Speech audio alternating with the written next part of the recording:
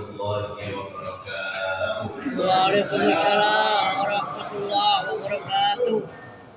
Bismillah, alhamdulillah. Wassalatu wassalamu ala Rasulillah Sayyidina wa maulana Muhammadin ibn Abdillah wa ala alihi wa sahbihi wa mawala wa la hawla wa la quwwata illa billah. Subhanaka la ilma lana illa ma 'allamtana innaka antal alimul hakim. Rabbi shrah li sadri wa yassir li amri wa hlul 'uqdatam min lisani yafqahu qawli. Amma ba'd. Ma'asyiral muslimin wal muslimat, Bapak Ibu jamaah salat maghrib di Masjid Ar-Rahmah rahimahullah. Alhamdulillah, malam ini atas izin Allah, atas takdir Allah, kita semua dapat hadir kembali di masjid kita guna melaksanakan sholat jamaah dan juga menyempurnakan dengan mengaji tentang sirah nabawi. Mudah-mudahan apa yang kita lakukan ini menjadi ibadah yang diterima oleh Allah Subhanahu wa taala. Amin. Dapat menghapus dosa-dosa kita dan dapat membuka pintu berkah dan rahmat Allah dalam hidup kita.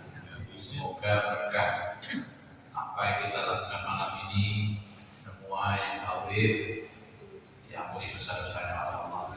Amin. Dikuatkan iman Islamnya, diberkahi umurnya, dibahagiakan hidupnya, sehat jasmani rohaninya, sakinah rumah tangganya, soleh dan solehah putra putrinya, istiqomah ibadahnya, dan kapan kita menghadap kepada Allah benar-benar membawa husnul khatimah. Al-Fatihah. Bismillahirrahmanirrahim. Alhamdulillahirabbil alamin. Alhamdulillah. Iyyaka na'budu wa iyyaka nasta'in. Kita akan melanjutkan kajian sirah nabawi insyaallah sampai di halaman 536. Wonten tentu itu. Nggih. Tandanya wonten tentu itu. Masih berbicara tentang putusan-putusan yang datang menjelang Rasulullah SAW wafat. Siapa saja yang datang kepada itu? Banyak sekali mulai awal itu sampai detik ini. Dan ini rombongan ke-13. Putusan dari Bani Hanifah. Putusan dari Bani Hanifah ini datang kepada Rasulullah SAW pada tanggal 9 Hijriah. Pada tahun 9 Hijriah. Sebanyak 17 orang yang diantaranya adalah ada nama yang bernama Musailam Al-Kadzdzab. Namanya Musailam. Al itu julukan, Al-Kadzdzab artinya pembohong. Jadi namanya Musailam, julukannya pembohong. Dan inilah yang nanti akan menjadi nabi palsu. Jadi namanya nabi palsu dari dulu sudah ada nabi palsu. Dan nanti keluar lagi dari salah di Indonesia juga ada yang palsu ya. Namanya siapa? Yang terakhir itu Musaddiq. Musaddiq, nabi palsu. Bahkan ada malaikat palsu. Namanya Lia Eden. Dan bertemulah malaikat palsu dan nabi palsu di penjara. Gak tahu nasibnya gimana, Pak. Kata kabar Lia Eden itu meninggal dunia di penjara. Kapan? Yang Musaddiq masih hidup. Berapa tahun. Yang aneh, kalau begitu itu ada pengikutnya. Ada pengikut. Pokoknya sekarang ini pandangannya ya harus ikut dengan ilmu Pak, harus disebut dengan ngaji. Dan ngajinya masuk akal, ngaji yang sesuai Al-Quran dan Sunnah. Kalau tidak masuk akal tidak bisa diikuti. Kauman. Misalkan kita yakin ya adanya jin, yakin ya. Karena di Quran jelaskan ya masyaallah jinni wal insi alam yatikum rusulun minkum yaqussuna alaikum ayati wa yunzirunakum liqa'a yaumikum hadza. Wahai sekelompok jin dan manusia, bukankah telah datang kepada kalian seorang utusan dari golongan kalian? Jadi maksudnya Rasulullah Muhammad itu diutus untuk jin dan manusia, bukan hanya manusia. Nabi-nya jin ya Rasulullah.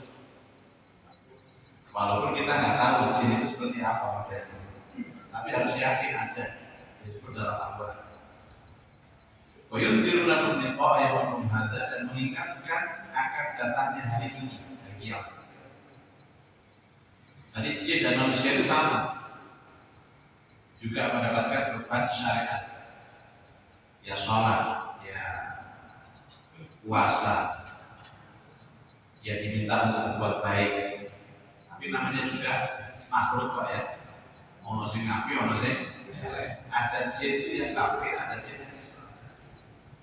Kita yakin adanya jin, tapi tidak bisa melihat jin. Kalau ada orang melihat mengaku bisa melihat jin ya, itu bohong. Bohong. Kan ada model orang yang aneh-aneh itu lihat. Coba lihat jin angkringan berkulit. Ya saya bisa bilang seperti itu, tapi kan bohong. Makanya kita yang sesuai dengan Quran dan Sunnah. Musailamah al-Kadzdzab, nama lengkapnya adalah Musailamah bin Sumamah bin Kabir bin Hubayb bin Haris dari Bani Hanifah. Kalau dia kalau dia begitu, kasih wali, kasih kiai, kasih musuh Allah.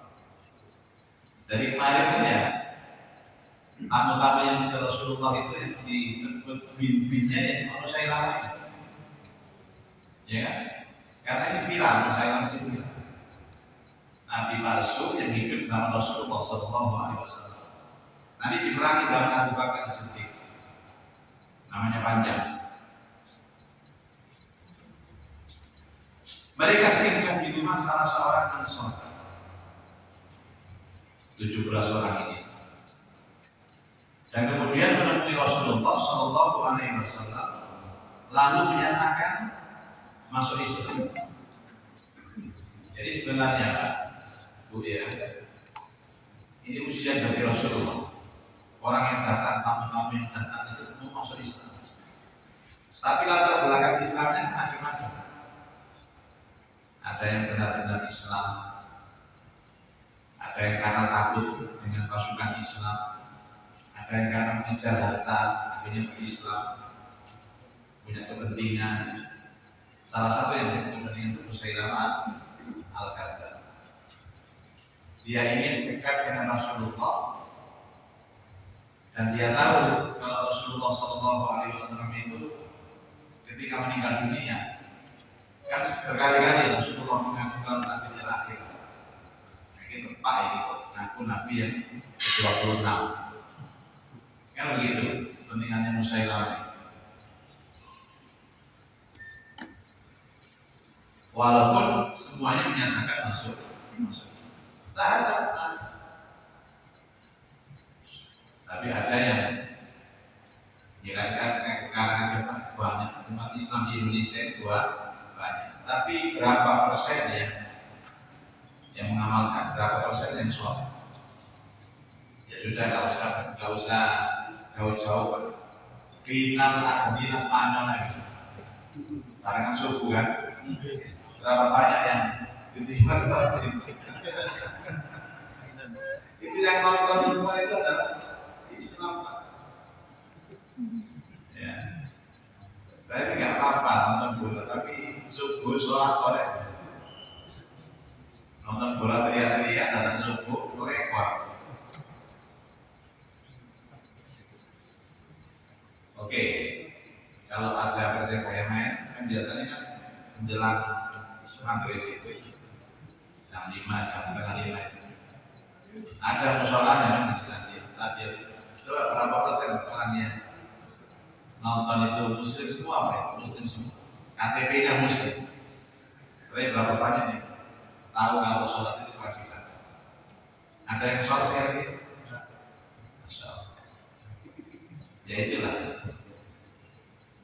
Islam itu begitu. Potret Islam itu begitu. Terus Islam itu harus berakhlak. Contohnya begini. Akhlak, salah satu akhlak itu adalah ini antri karabutan. Antri sembarang karabutan. Itu Islam. Jadi jangan antri. Ini sakit kalah. Dipersilakan dulu yang bulan. Contohnya antri jajan, antri nongkrong, antri sembako. Kita dulu kan yang terutama yang tua, yang kecil, yang perempuan kita dulu itu akhlak Islam. Tapi sekarang saya nonton di YouTube, di TikTok, Royoan. itu doa bersama. Agar buahnya tumpeng. Yang datang adalah buah. Datang tumpeng ke rumah. Royoan. Buta banget.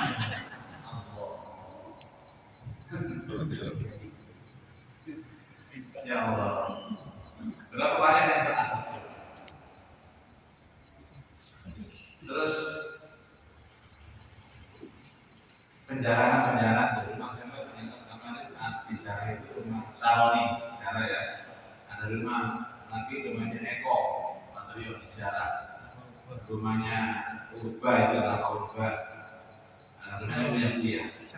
Masya Allah. Itu Islam kafe. Lama-lama jenenge Muhammad, jenenge Abdullah, jenenge macam-macam. Tapi tidak peduli. Nggak perlu dengan hak orang. Sama dulu. Karena itu orang yang Islam benar, ulaika humul mu'minuna haqqan. Dan Islam yang nggak benar itu mulai dulu sudah ada. Ini sudah sunatullah. Sunatullah. Ya mudah-mudahan kita termasuk yang menjalankan.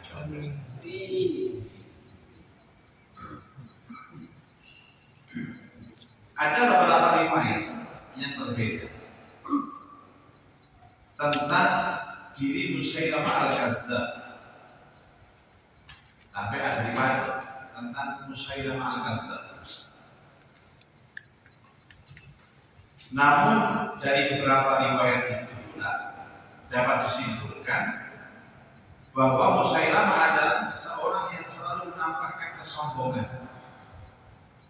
Setelah dirangkum riwayat-riwayat tersebut bahwa Musailamah itu orang yang sombong, orang yang congkak dan ambisi untuk mendapatkan kedudukan yang diincar siapa? Kedudukan Nabi.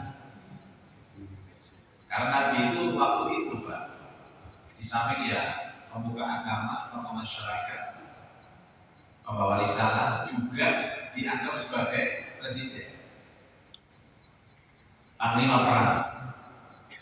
Jadi kedudukan yang tinggi pada waktu itu adalah Nabi. Yang diincar oleh Musailamah al-Kadzdzab itu kedudukan Nabi. Jadi dari pertama itu kata-kata musik, itu kelemahan Nabi. Kemudian nanti Nabi meninggal dunia, baru mengaku menjadi seorang Nabi. Dan membawa ayat, banyak ayat-ayat yang dikeluarkan oleh Musailamah al-Kadzdzab. Salah satunya adalah Niru al-Qur'an al-Qur'an, tapi diganti al-filu mal-fil. Al-filu lahu dzambun kabir wa khulqun tawil.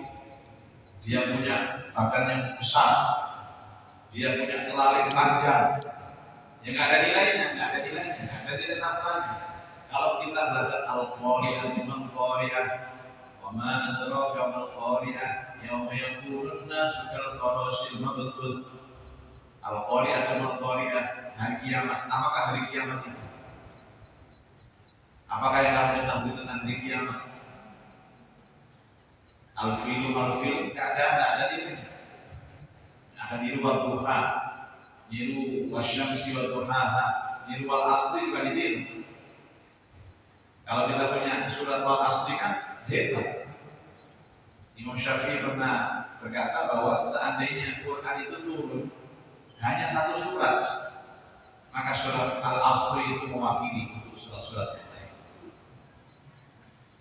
Seandainya Al-Quran itu boleh turun satu surat saja, Wal-Asri, meliputi segala sesuatu. Itu niru surat Al-Asri, ditiru. Tapi tidak ada kandungannya, kosong, tidak ada nilainya.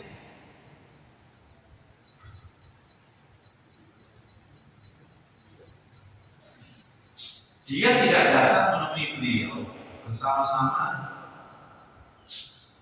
utusan yang lain. Sementara beliau ingin meluluhkan hatinya dengan perkataan dan perlakuan yang manis.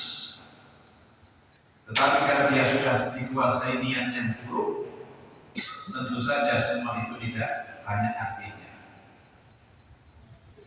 Ya biasa Pak ya, orang yang berniat jahat itu pasti akan kalah.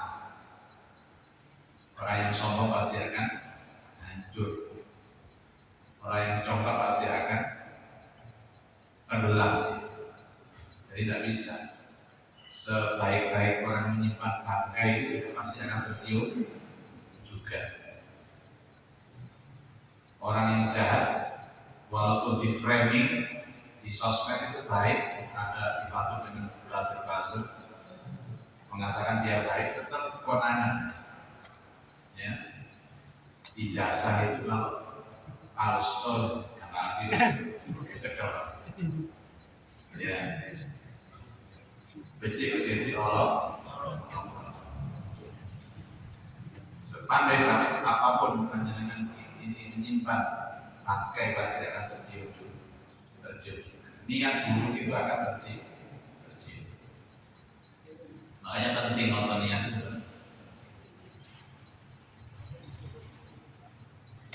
Orang yang niatnya hanya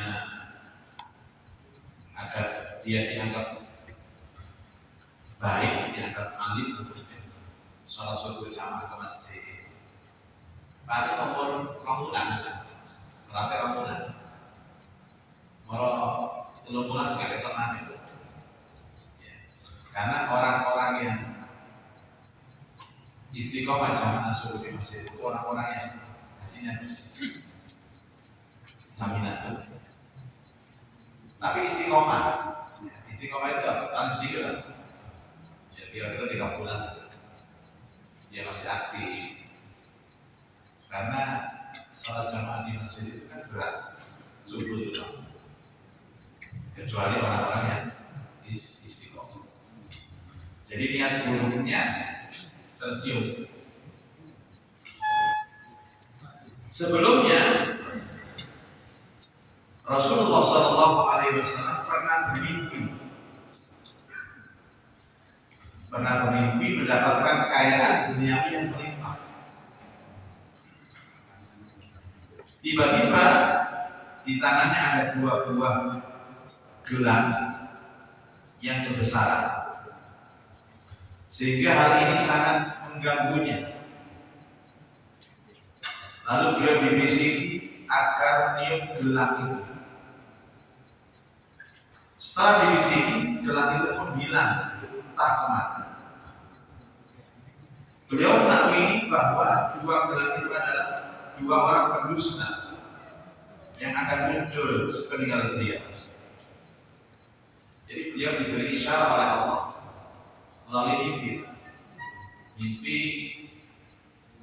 mendapat kekayaan yang besar, di tangannya ada gelang. Kemudian setelah dibisiki, gelang itu hilang. Ini maknanya ada orang yang ingin mendustakan Islam, merorok Islam. Nggak tahu orangnya siapa, tapi Rasulullah meneliti. Kemudian dengan sikapnya yang congkak, Musailamah al-Kadzdzab pernah berkata, jika Muhammad mau memberiku kekuasaan sepeninggalnya, maka aku mau mengikuti. Jadi digaransi kalau Muhammad ini mau memberi kekuasaannya, mau menyerahkan tongkat kenabiannya, misalnya gitu, akan ikut dengan. Maka Musailamah ini gelangnya itu terus. Coba kita teliti Musailamah al-Kadzdzab.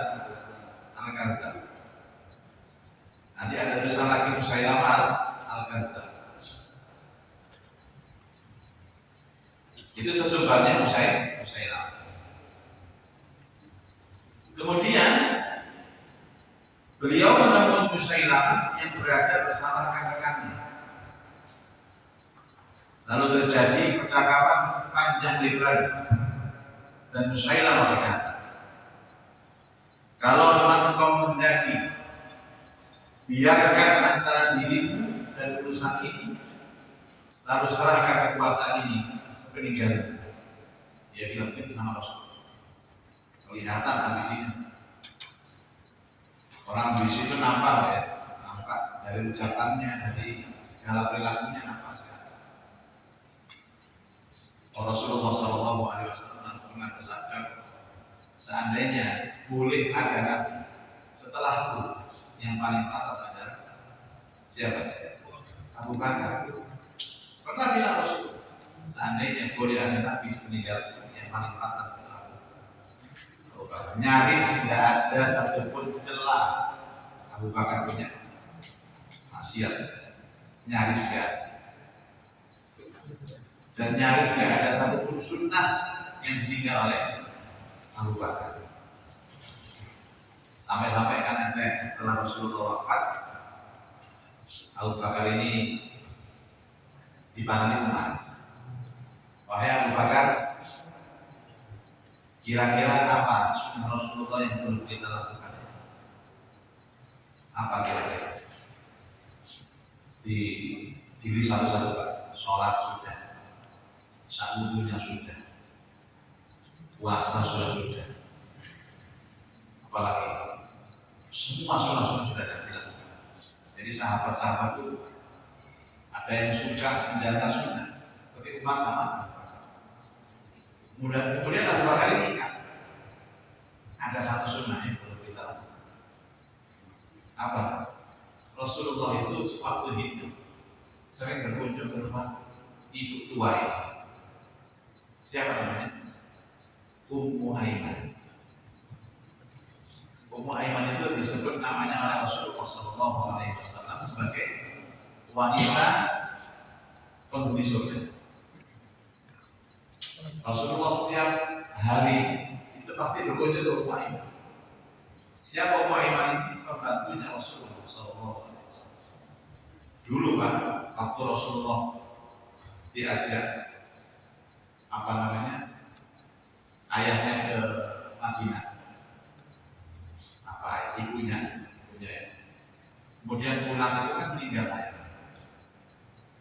tinggal ibunya saja dan satu orang pembantunya namanya Ummu Aiman. Tiap hari Rasulullah saking mulianya Ummu Aiman. Kalau kata Umar, kalau itu kita kesana sekarang udah Ummu Aiman. Itu sunnah yang belum dilakukan oleh dua orang itu. Sampai di rumah Ummu Aiman, dilihatnya Ummu Aiman menangis. Ditanya sama Abu Bakar, wahai Ummu Aiman, apa gerangan yang menyebabkan kau menangis? Apakah engkau sedih atas meninggalnya Rasulullah SAW? Tidak, sama sekali sedih. Kalau Rasulullah SAW meninggal dunia, itu kan sudah nasib, sudah takdir dari Allah. Dan kita nggak boleh nolak takdir. Tapi yang harus setiap kalau Rasulullah SAW sudah meninggal, berarti saat itu juga tidak ada wahyu turun.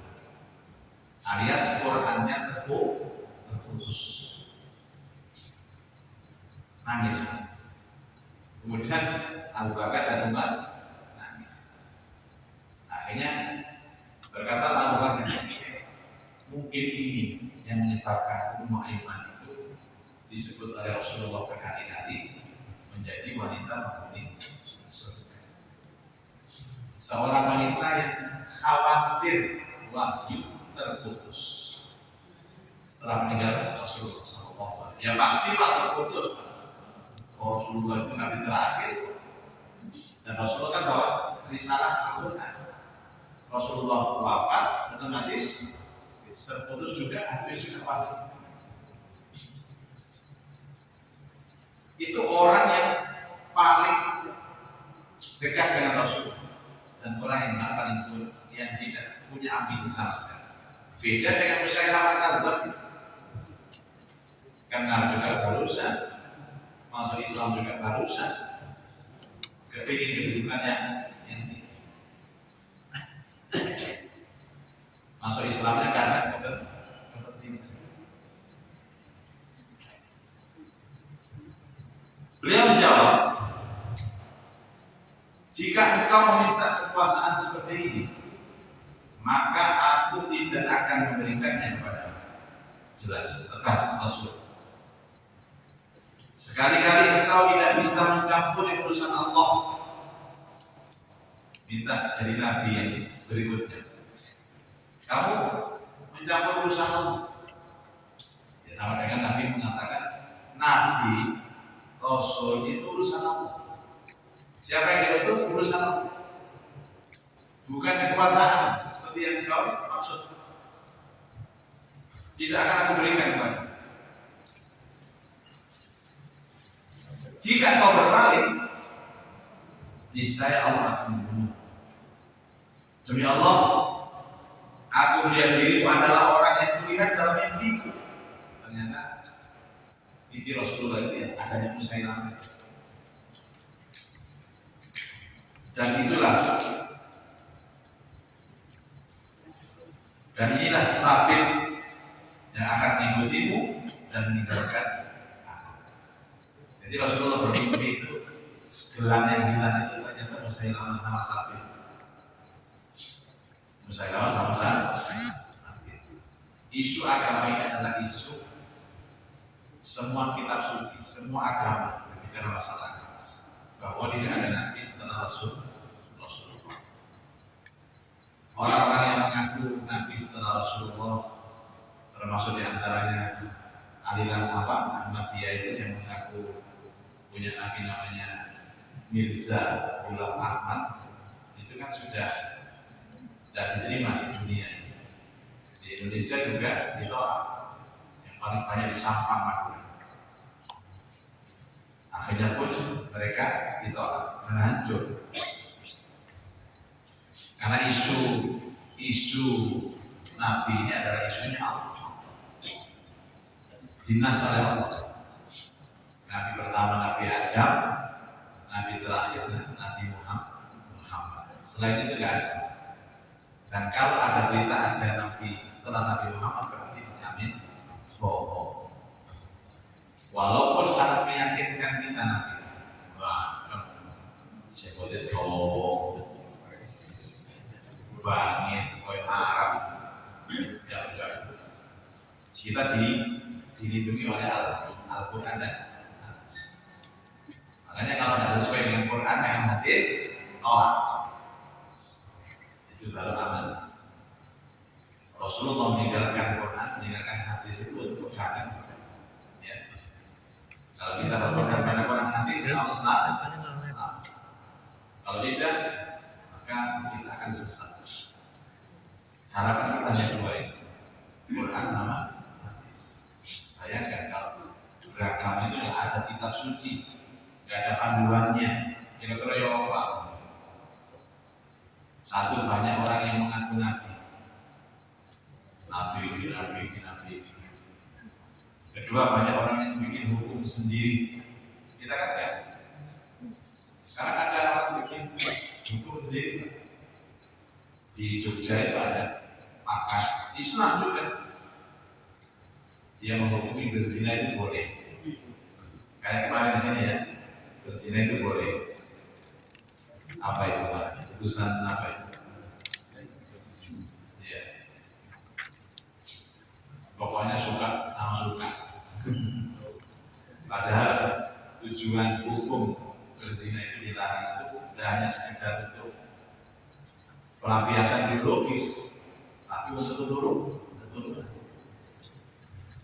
Pernikahan itu kan suci, sakral, karena keturunan. Coba kalau diizinkan, masya Allah. Baik terus, mengelanang kalau itu, kayak wedus. Ya kita kan punya birahi semua, punya syahwat semua. Sopo wonge lanang, masih kiai gede Pak, yang dulu itu ayu, nangin bobot dalam keadaan apa namanya, berpakaian yang minim, nyingkap. tetap ada tertarik. Orang lanang, kiai ulama, takoni, saya nggak apa itu, ngomong nggak, Arab. curiga, Normal. Kan normal. normal, makanya ada syarat nikah. Dan kita terima kasih kepada Islam, masya Allah. Apa yang lain? Gak ada agama, gak ada agama. Saya ini hidup di rumah ada pembantu seorang gadis, ya, gak ada syariat, nikah, cantik lah. Terus bojo kadang ngomong, terus ya Allah, masya Allah. Nah itu orang-orang yang tidak kenal agama ya begitu, menganggap semuanya sama. Nah anak-anak kita itu juga beda-beda, menganggapnya sama. Nah Islam ada sampai berusaha memandang itu dilarang, yang bukan makhluk, apalagi menyentuh, apalagi yang lain. Kita syariat. Makanya orang yang berpegang pada syariat selamat hidup.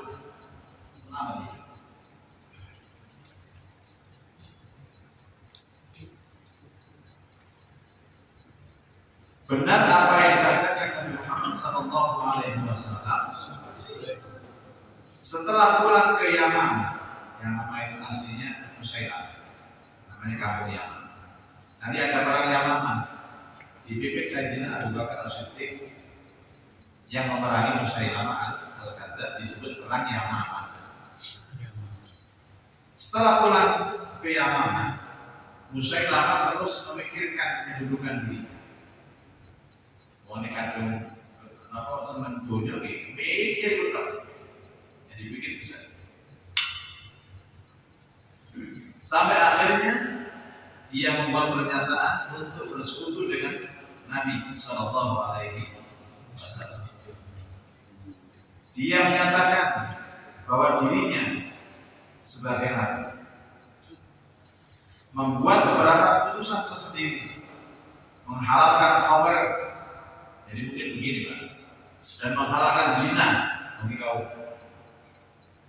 Kalian kalau percaya sama saya ini seorang nabi, maka kalian dibolehkan minum khamr, kalian dibolehkan berzina. Saya nggak paham Pak, aku mikir oleh mobil, oleh pepe, itu paling cocok itu. Saya baru gitu. Seandainya saya itu ada begitu, oh,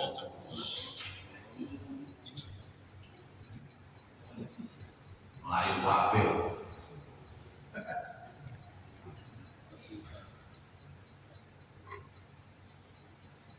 Jadi sekarang begitu. amar ma'ruf nahi munkar. Amar ma'ruf itu menjalankan yang baik, munkar menjalankan kemungkaran. Amar ma'ruf contohnya sholat, puasa, zakat. Ya. Ini amar ma'ruf semuanya. Ini amar ma'ruf.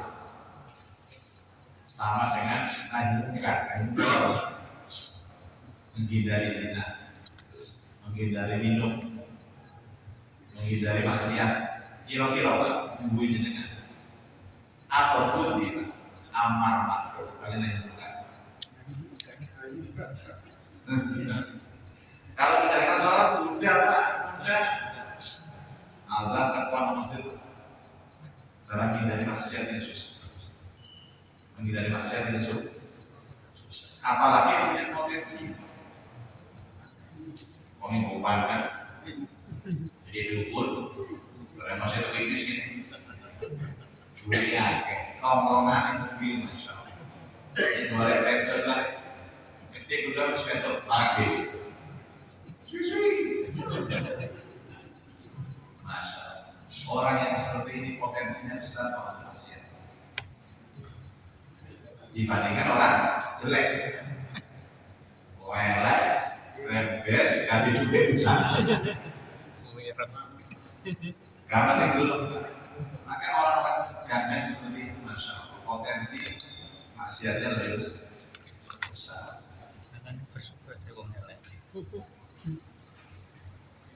Saya pernah, saya kan dulu pernah jalan-jalan ke Jakarta, rame-rame di itu rahasia. Tenang ya Pak, tenang. Saya punya kawan, saya sebut namanya, karena dia sudah viral, terkenal, dia nulis novel terkenal, namanya Muhammad MK. Tahu belum misalnya? Bukunya di mana-mana. Yang pernah mengarang buku judulnya Jakarta Undercover. Oh iya. Itu menjelaskan begitu, menjelaskan sisi gelap Jakarta. Artis, pejabat, anggota dewan. Nah saya itu ingin membuktikan. Suatu ketika jalan-jalan di malam-malam di Jakarta, bijak kayak ini. Nah di satu tempat namanya apa? Asia ya. Berjumpa dengan artis-artis. Berjumpa dengan artis. Kalangan awet. Itu yang dia sebut sebagai artis panggilan. Tarifnya antara 30 juta sampai 150 juta semalam. Ada laki-lakinya, laki-laki ada yang panggil, dipanggil khusus oleh tante-tante kita, tante-tante Sevilla. Itu dulu itu, sehingga balik sana. Dan mereka itu tampil di televisi biasanya, acara insek, acara apa namanya, acara silet, berita-berita artis itu alim-alim Pak, artis itu alim-alim. Musuh sih, iya. Karena sudah kan beda beda, tadi juga apa? Apa coba? Agar kafe aku itu anak-anak beras, mama mereka, tapi jadi terus sampai. Ya, judulnya Jakarta Undercover 1, 2, 3 dijual bebas, tapi nanti di situ nama inisial yang disebutkan. Kemudian muncul baru Jokowi Undercover. Itu kan ada apa? Itu ya, nggak ada hubungannya sama dia. Jakarta Undercover sama Jokowi Undercover.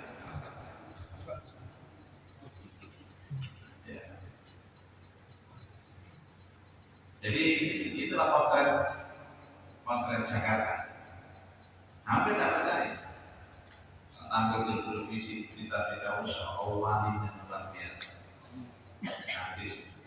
Tapi dia sebagai pemuas dibayar untuk orang lain. Dan anggota dewan itu juga banyak. Rata-rata kalau kunjungan ke daerah satu permintaan Disiapkan. kepada dia saya tolong siapkan. Siapkan. Benar. Yang paling banyak itu dari lebih.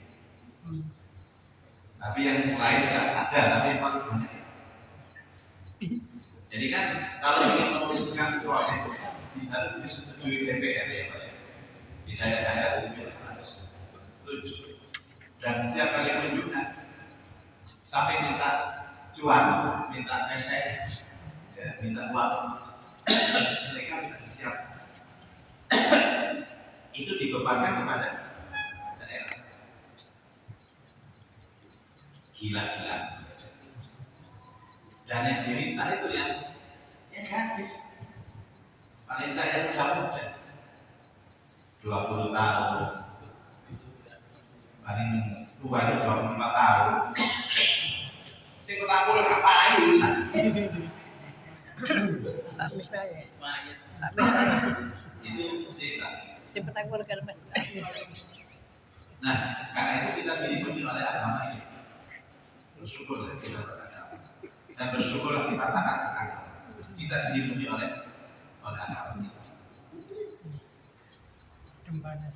Baik Bapak Ibu, ini masih setengah dari cerita ya, masih. Oh, nanti agak selesai. Baik, kita ambilkan pun sampai selesai.